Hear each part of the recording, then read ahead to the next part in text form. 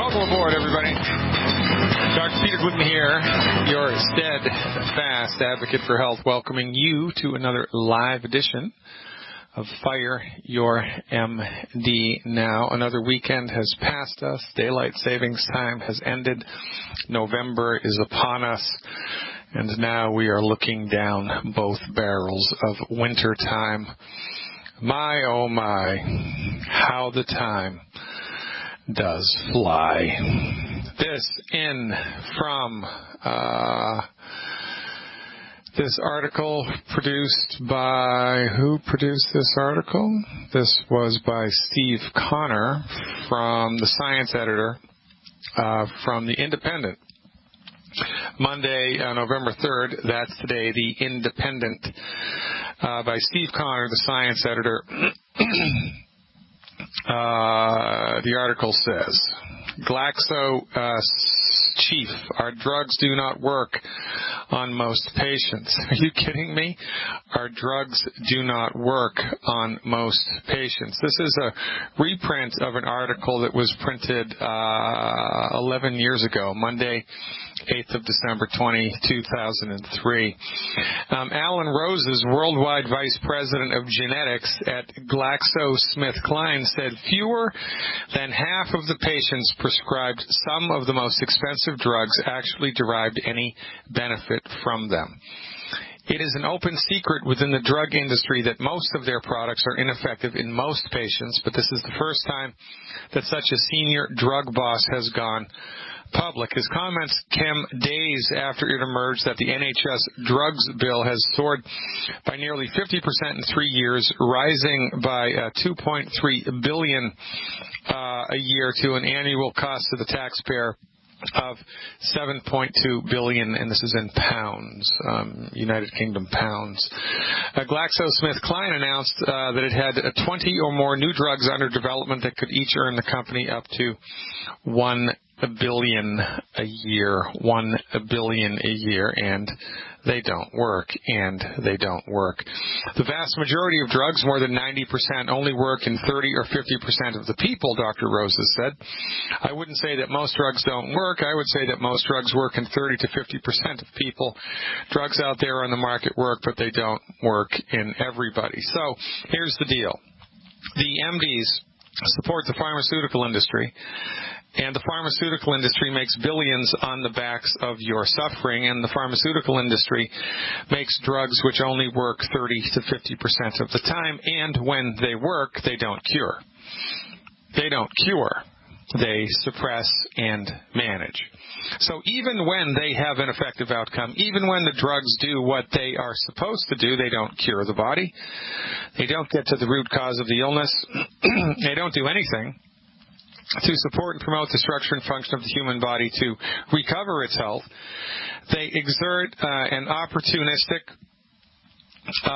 overpowering, hostile takeover of the metabolism of the human body, suppressing symptoms at all costs. It is not the job of the blood pressure medication to cure the blood pressure. It's the job of the blood pressure medication to artificially dilate your blood vessels. It is not the job of the antacid to get to the root cause of what's causing acid to regurgitate into your throat. It's the job of that medicine to completely eliminate all stomach acid from its production in the human stomach, so you're basically a dried up little prune. But at least you don't have heartburn anymore. It is not the job of the antidepressant to fix or heal your brain chemistry so that you have normally functioning brain chemistry and normal moods. It's not the job to do that. It is the job of a psychoactive antidepressant to exert a hostile takeover on the metabolism of your brain chemistry and force your brain chemistry this way, that way, or another way. The intention is not to heal. So even when the drugs do what they say they are supposed to do, they're not healing and they're not curative. So, given a choice between buying a medical treatment, because that's what you do. You purchase a medical treatment. You purchase a medical treatment the same way that you purchase anything else. Given the choice between purchasing a medical treatment which was symptom suppressive and managerial, loaded with side effects that had between a 30 and a 50% chance of success, and that when it was successful it was not curative, or attempting a cure with some other type of therapeutic that didn't have any side effects, the worst possible thing that could happen is it just wouldn't work at all, which is also the worst possible thing that can happen when you take a prescription medication is it will kill you or hurt you, depending on which medication it is. Holistic therapeutics attempt to cure. Holistic therapeutics, 100% of the time, attempt to cure the situation, attempt to cure the illness. That's what they do. They attempt to cure. An MD-directed medical therapeutic does no such thing. It does not attempt to cure. An MD-directed medical therapeutic attempts to dominate, overpower, control, upregulate, downregulate, orchestrate a hostile takeover of the biochemistry of the body, and make you dependent upon that drug for the rest of your life, because remember, it only manages the problem. So which would a sane human being want to do?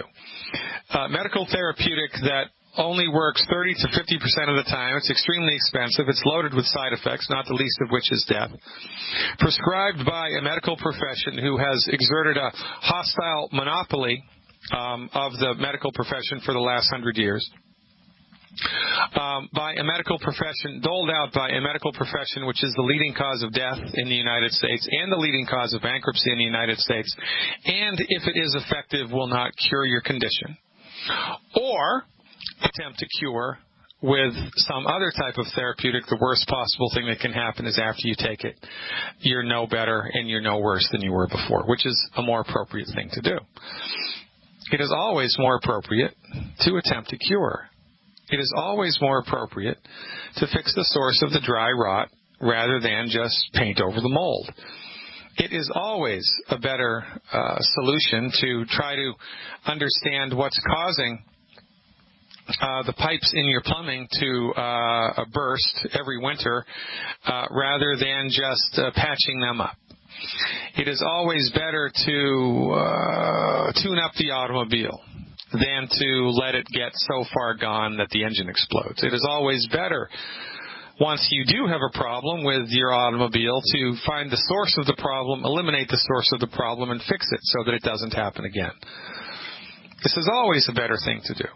And this is what most people have been led to believe that their MDs do, and their MDs do not do this. Your medical doctor may be the nicest person God created, but your medical doctor is not trained how to cure your condition. They are not. They're trained to deliver therapeutics, the intention of which are to suppress, overpower, and control the architecture of the body, the biochemistry of the body, and the cure is not even considered. If a cure happens, it's, spontaneous, miraculous thing. Oh, because you had the right genes for that. Well, guess what? Every holistic physician in the world is trained to support and promote the ability of your body to actually cure your problem. Cure is never a word that you will hear uttered by an MD. It is never a word that you will hear uttered by an MD, but it is uttered by licensed, regulated, homeopathic physicians, naturopathic physicians, acupuncturists, traditional Chinese medical doctors, Ayurvedic practitioners, etc., etc., etc., all of the time. And yet, the vast majority of people laboring underneath the wheel of chronic disease all around the world have been enculturated to believe that the alternative practitioner who actually attempts to cure is the quack. That the alternative quote-unquote practitioner actually practices alternative medicine when in fact they don't. I don't practice alternative medicine. Alternative medicine is a derogatory term dreamed up by the MDs to try to put them in the top dog seat while talking about all of the other medical practitioners, referring to them, referencing them as inferior, substandard. This is the psychology that's at play here, and it's worked. Joseph Goebbels would be impressed by what the American Medical Association and the pharmaceutical industry have gotten away with over the last 100 years. It is a complete mind, of human beings all across the planet. We have been manipulated on purpose into believing that your MD owns the secret decoder ring to all things medical, and that somehow, by virtue of their education in allopathic reductionistic medicine, they know everything there is to know about medicine. They are the go-to people for all things having to do with medicine, and you should pay absolutely no attention whatsoever to the chiropractor. You should pay absolutely no attention whatsoever to the naturopath. What the heck is a naturopath anyway? You should pay absolutely positively no attention to the homeopath or the acupuncturist or the traditional Chinese medical practitioner, or you should pay absolutely positively no attention to the oldest medical practice on the planet, Ayurvedic medicine. You just shouldn't pay any attention to that stuff. Just pay attention to the world's leading cause of death medicine. Yeah, go with that. Pay attention to the world's leading cause of bankruptcy medicine. Yeah, go with that. Pay attention to that. Well, guess what? People around the world are slowly starting to snap out of it and to wake up to the possibilities and the potentials of science-based, clinically verified medical nutrition. And if you listen to this radio program long enough, you will, in fact, hear testimonials which will bring you to tears, and then which will perhaps hope to solidify in your corpus callosum, to solidify in your frontal cortex, to solidify in your body-mind the simple notion that when it comes to chronic disease, the dog for the hunt is the naturopathic dog, the holistic dog, the alternative quote-unquote dog. These are the people that you should pay attention to, and you will find them every week here on this radio program. Ladies and gentlemen, I am and always will be, God willing and the creek don't rise, your steadfast advocate for health, Dr. Peter Glidden. Join the live stream, the drgliddenshow.tv. Linda from Iowa is up when we come back. Hey, everybody. Dr. Peter Glidden here, your steadfast advocate for health. How you doing? How you doing? Let's go to Iowa and talk to Linda, see how she's doing. Hey, Linda, thanks for the call. You are live. Thanks for taking it. All right, what's happening? About 15 different things, none of them good. Is this about you that we're talking or somebody else? Me, this is me trying to get help, trying for about 15, 20 years to get some results, and all I can get is more runaround. Years ago, trying to figure it out, they did a gastro, went down, checked the stomach. They don't eat before midnight, and I was supposed to be in at 9 o'clock on the table. There was an emergency. I never got there till 11, and there was still food in my stomach from the night before, and they kind of didn't believe me that I hadn't eaten after midnight. And I finally convinced them that I wouldn't risk getting some results to get some help by eating after midnight. So they're like, okay, well, you're not breaking your food down, and it just sits in your stomach, and it just putrefies, and you can't absorb any nutrition. And then they've said I get leaky gut, bloating, constipation, food allergies, vitiligo, brain fog, don't have a gallbladder, had some blood tests. They couldn't really give me any answers on the T3, T4. They said they weren't right, but I was probably bipolar. Great. Let me see. So all right, so we could go on and on here, and so you've been laboring under strong and persistent symptoms for years, and you've been mismanaged by many different medical professionals, most of whom have had a lot of attitude, and quite frankly, they should all be ejected from the United States and sent to a small island in the Pacific somewhere, which is inhabited by rabid dogs. But I agree. Nonetheless, right? Yeah, I'm with you 100%. So where are you now? What are your strong and persistent symptoms, and what have you been doing about them in the last 90 days? Okay, well, I tried the GAPS diet. Oh, yeah. Yeah. And then I did the bentonite clay. Yeah. Oh, yeah. And then I came across you on the internet, and I thought, okay, somebody that's talking nutrition to heal. Okay, so 2 weeks ago, I started on the, Come on, you can say it. I know you can. 90 for life. The Yeah, three, so anyway. you did the healthy body start pack? Yeah, yeah. You did one of those? And, yeah, yep. Okay, what else? They finally decided that since I was waking up in the night just ravenous, they said, okay, sweeties. Okay. And I'm doing the flora, plant-derived minerals, selenium, enzymes. Yep. So, and how long have you been doing this? I'll be starting my third week. Okay, have you eliminated the 10 bad foods? Absolutely. All right, good girl. So, how much do you weigh? About 135. Okay, so what specific questions do you have that I can help you with to dial this in? Is this what I need to be doing? Is there something I can change up? Is there something I need to be doing more or less or add to? And I know it probably sounds like I'm whining, but it's like I want to move faster. I want to get better faster if it's, Yeah, no, I get it. So you want to optimize the program, which is entirely prudent and reasonable, and that's not whining. I mean, who wouldn't want to do that, right? You're spending hard-earned money. You want to, get the most bang for your buck, and you want to just be sure you're doing what you're doing.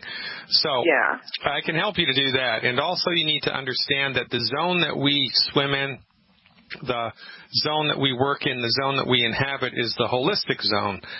And in the holistic zone, you can't force the nut to ripen in the shell, right? It's going to ripen in its own time. You can't force the tomato to ripen on the vine, right? It's going to take its own time. Now, so healing is a process. It is going to take time, which is why we recommend everybody who's jumping into this water with us hang out with the program for a minimum of 90 days, 3 months, before they judge the program up or down or good or bad or otherwise. Now, you may experience improvement in less than 90 days. Most people do, but just keep in mind that the 90-day rule applies here for everybody. We want to get on board with the appropriate program and the appropriate amounts, and then once we've done that, we give it 90 days before we're able to judge it one way or the other. You stick with me, Linda. On the other side of the break, I'll dial it in for you. I promise. More to come, folks. Don't touch that. We're out and about this weekend, hanging around, getting out of the house, right? Went to a mall, open-air mall here. Thousands of people walking around. And we were walking up one aisle of the mall, and there was a little food court, like a little food place in the middle of the mall, and they were making deep-fried churros, that Mexican dessert, churro. It's deep-fried flour that they stick in, sugar or honey or molasses or cinnamon or whatever, right? Big, long line for that stuff, and we could smell it, 50 yards away. We were downwind, and it was like, oh, my God, that's just it. It was like an overpowering odor, and then we get up, and there's all these people in line for it, and then it was getting to be around lunchtime, and we were looking for a place to eat, and every place that we went to, there was nothing that we could eat. But every place that we went to was loaded with people. And there was nothing that we could eat, not because we have super restrictive, allergy diets. It's because I'm just talking about the 10 bad foods. Everybody on planet Earth eats the 10 bad foods every day, all of the time. Everybody does it. And that's why everybody is sick. And when you combine that with chronic lack of nutrients, it's like throwing gasoline on a fire. And this is why autism is skyrocketing. This is why chronic disease is skyrocketing. This is why everybody is sick and it's getting worse. I mean, I'm looking at teenage girls now, and they're like teenage guys, football players, cheerleaders, just kids in high school, and they look like crap. I mean, they look like crap. Their skin is sallow. They're not healthy at all. I mean, they look sick. But all of them look sick. It's not just like, the one kid in the back of the cafeteria like it used to be. It's everybody. And why is this? Because everybody eats the 10 bad foods all the time. Everybody eats the 10 bad foods all the time. And everybody is chronically nutritionally deficient. These foods are eaten way more than they were when I was younger, and they were eaten way more than they were in my grandfather's generation, way more. And this is why we're going straight to hell in a handbasket, because nobody knows any better. I see people eating fried food, I want to strangle them. I do. I mean, how would you feel if you saw somebody eating a hamburger and that you knew that the meat was bad and that there was E. coli on it? You knew that there was E. coli on it. You knew it. And they're about to put it into their mouth. Or what, are you going to just put your hands in your pocket and watch them do it and, just kind of be a passive observer? No. You're going to knock that crap out of their hands. Oh, it's got E. coli in it. Or, if you're the court jester in the king's court and you see somebody slip a little strychnine into the king's wine, are you going to let the king drink it? No. You'll know it's going to kill him.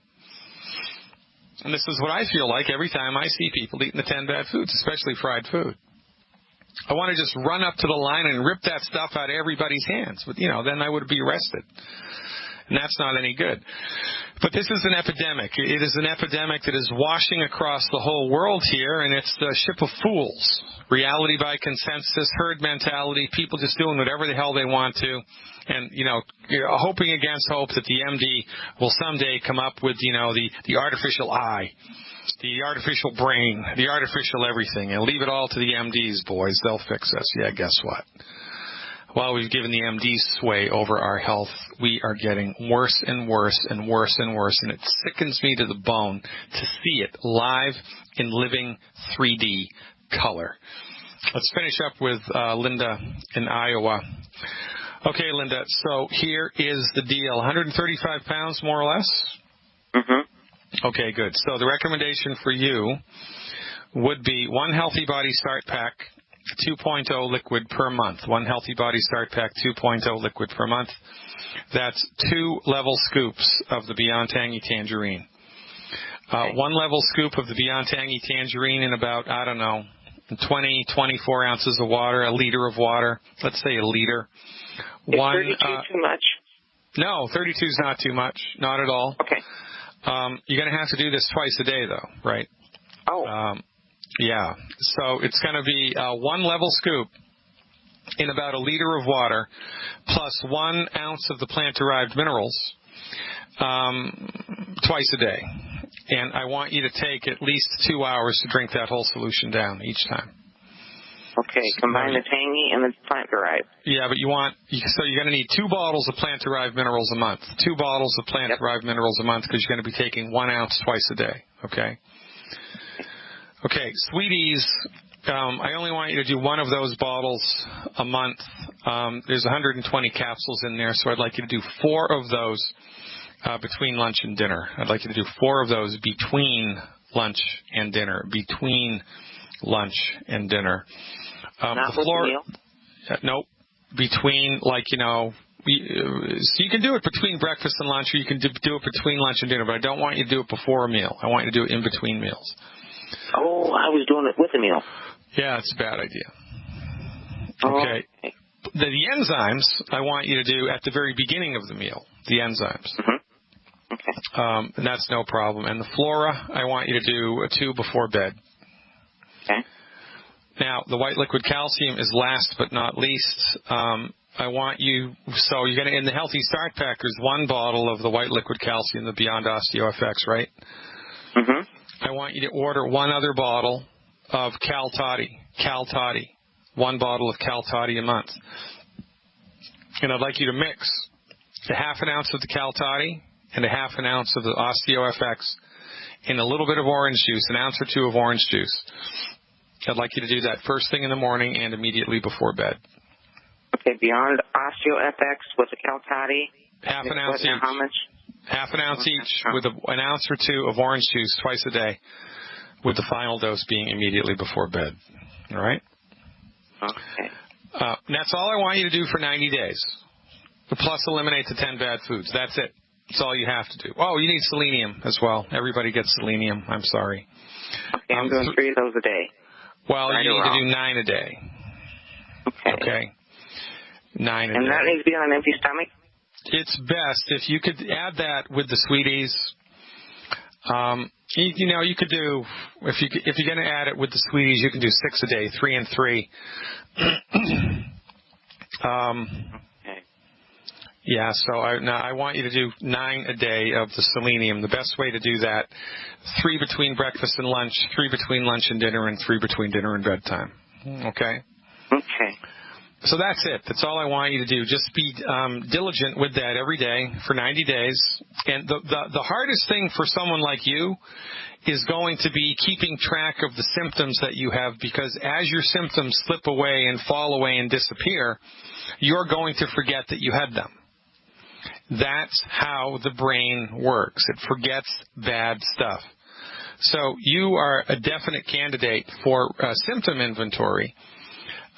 Get a legal pad, and on the left-hand column, write all of the things that bother you every day, and all of the symptoms, and then once a week, check in with that symptom every Sunday, let's say, and give it a score from 0 to 10. The 0 being it's gone, and 10 being, just take me out back and shoot me in the head because it's so fucking bad. All right? Well, that's what I was a couple weeks, but I don't have the headaches anymore. I don't have bloodshot, swollen eyes anymore. So you're on the right track, but I'm telling you, this is a process, right? And in order for this to carry the day, you're going to have to hang in there for the long term. And it's much easier to hang in for the long term if you have a direct record of all the stuff that you've gotten over, because you will forget it. You'll forget it. 2 months from now, you won't even remember you had these headaches. You won't even remember that you had bloodshot eyes, and you'll be so focused on the stuff that you're still trying to deal with. That's how the brain works. So I'm telling you, man, this is a process, and we're in this for the long haul. And if we can have a record of our, weekly improvement, that will give us inspiration to maintain the course, and that's a pretty important thing for you given your history. Now, with no gallbladder, does any of this need to be changed up? I don't know if I mentioned that or not. Most excellent question. So, given the fact that you're 135 pounds and have no gallbladder, you need to be doing 2 bottles of the enzymes a month. So you want to take 1 or 2 of those before every meal. If it's a small meal, take 1. If it's a larger meal, like Thanksgiving, or if you have a big dinner, you can take 2 at the very beginning of the meal. You're going to have to take that supplement for the rest of your life, because that will give your digestive tract back what the idiot MDs stole when they took your gallbladder. Oh, and all the surgery. How about HCl with pepsin before meals? Don't need it. No? Don't need it. Don't do it, okay.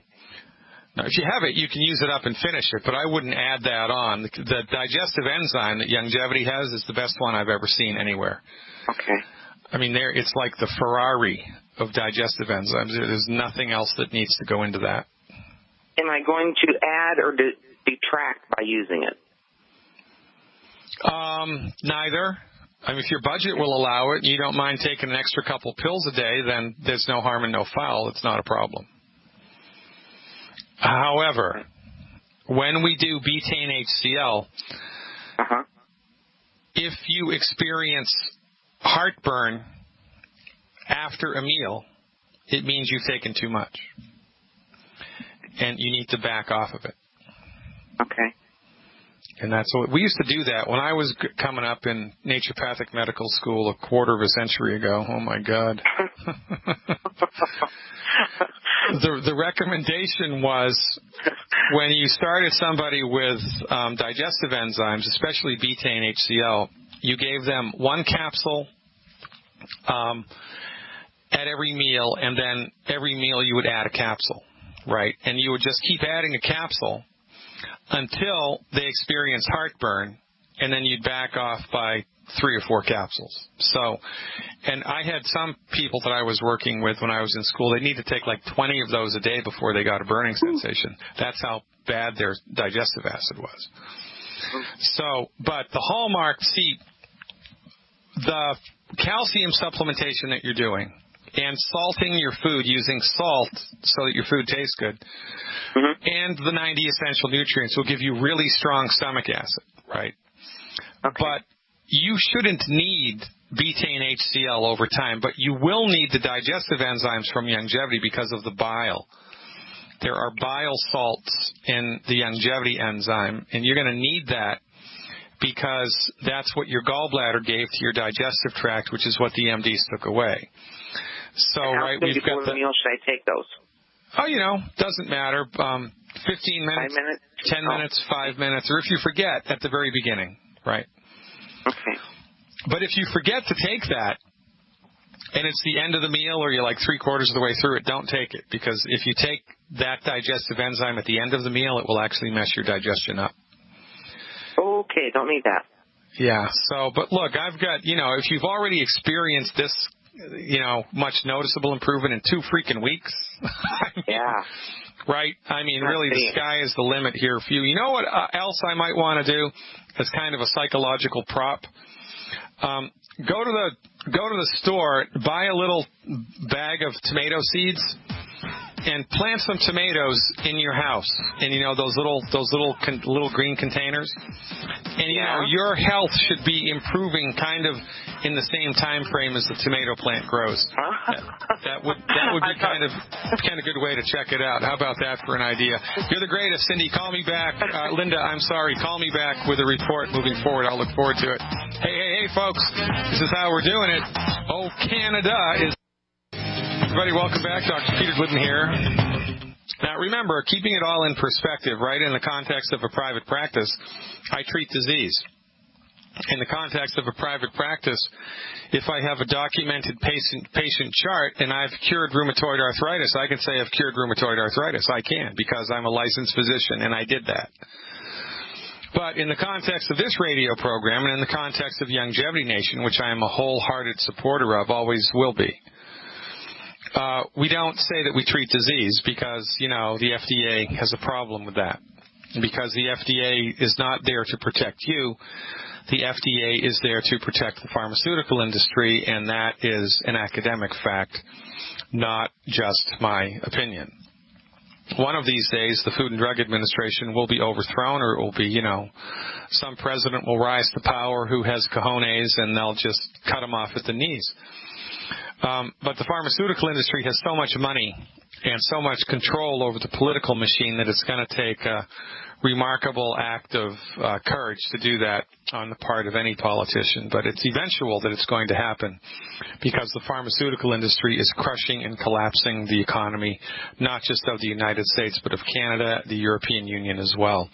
It's only a matter of time until those chickens come home to roost, until everybody snaps out of it and understands that, you know what, the Emperor really has no clothes, and that this whole thing is a freaking house of cards. And that the best possible thing that can happen to not only the health of people around the world, but also the economy of the world, is to get the MDs out of the driver's seat of medicine and to bring really aggressive controls on the pharmaceutical industry. I mean really aggressive controls. Maybe that'll happen in our lifetime. I don't know. But in the meantime, what are we going to do? Well, we're going to lift ourselves up. We're going to look around, and we're going to lean on the medical professionals who get results clinically with things other than drugs or surgery. So that would be us. Nobody does that better than Dr. Wallach. I've been doing this 26 years now. How about that? That's kind of good, right? 26 years now. And I've never seen therapeutics produce the results that I've seen with Dr. Wallach's. I've never seen anything come even close to it. So Dr. Wallach's knowledge base about pathology of disease and what to do and how to do it to support and promote the structure and function of the human body is unmatched by anybody. Nobody even comes close to Dr. Wallach's resume. Right? If your son or daughter wanted to learn how to play basketball and you could get Michael Jordan to coach them, wouldn't you do that? You're darn right you do that. Well, if you're up against a health issue, you should lean on Dr. Wallach, because he's the Michael Jordan of naturopathic medicine. Nobody produces the results that Wallach does. But a lot of my colleagues and myself get great results. But we're not even in the same league as Wallach. Not even in the same league. I'm telling you the truth. I'm not blowing smoke here, and I'm not pandering. I'm just telling you the truth. So, my advice, be politically active, right? Be socially responsible. Civilly disobedient, right? Appropriately. And maybe the pharmaceutical industry will fall in your lifetime. But in the meantime, lift yourself up with longevity. Lean on Dr. Wallach's knowledge base. It is precious. It is a precious commodity. Eliminate the 10 bad foods. My recommendation, everybody as a boilerplate foundation should every month take 1 Healthy Body Start Pack 2.0 liquid, 1 Healthy Body Start Pack 2.0 liquid, 1 bottle of plant-derived minerals, 2 bottles of selenium, 2 bottles of selenium, and 1 bottle of Ultimate Enzymes per 100 pounds of body weight per month. That's 1 bottle of Beyond of the Healthy Body Start Pack 2.0 liquid, 1 bottle of plant-derived minerals, 2 bottles of selenium, and 1 bottle of Ultimate Enzymes per 100 pounds of body weight per month. And we never recommend anybody in the beginning take more than 4 bottles of selenium a month. So if you're 250 your pounds or over, stop the selenium supplementation at 4 bottles a month, but take everything else appropriate for your body weight. Eliminate the 10 bad foods. Give that program 90 days to work and be prepared for a flippin' miracle. Nothing works like properly applied, science-based, clinically verified medical nutrition.